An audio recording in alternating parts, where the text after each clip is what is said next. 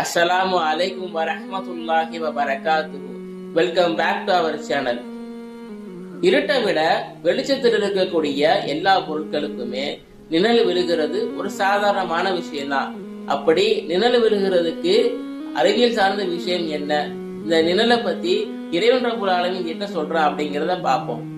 சூரிய ஒளிக்கதிர்கள் நேரான பாதையில் செல்றதுனாலதான் ஒவ்வொரு பொருளுக்குமே நிழல் உருவாக்குது. அந்த சூரிய ஒளிக்கதிர்கள் நேரான பாதையில செல்லும் பொழுது பாதையில என்னென்ன பொருட்கள் இருக்கோ எல்லா பொருட்களுக்குமே நிழல் உருவாக்குறது.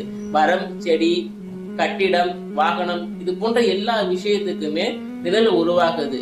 வெளிச்சம் உருவாகக்கூடிய அந்த நிலையை பொறுத்துதான் அந்த நிழல் விழக்கூடிய அந்த இடத்தையும் அந்த நீளத்தையும் நிழல் தீர்மானிக்குது.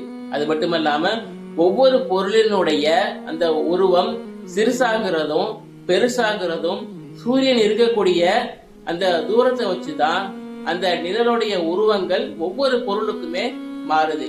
இறைவன் ரப்புல் ஆலமீன் தன்னுடைய திருமறையில இந்த நிழலை பத்தி பேசும் பொழுது, நபியே நீர் பார்க்கவில்லையா, இறைவன் எப்படியெல்லாம் இந்த நிழலை படைச்சான், இந்த நிழலை இறைவன் நாடினால் அசையாம ஒரே நிலையாக வைக்கவும் இறைவன் சக்தி பெற்றவன். இறைவன் சூரியனை வைத்து நிழலை ஒரு ஆதாரமாக வச்சிருக்கான் அப்படின்னு சொல்லி இறைவன் ரப்புல் ஆலமீன் தன்னுடைய திருமறையில பேசலாம். அஸ்ஸலாமு அலைக்கும் வரஹ்மத்துல்லாஹி வபரகாத்துஹு.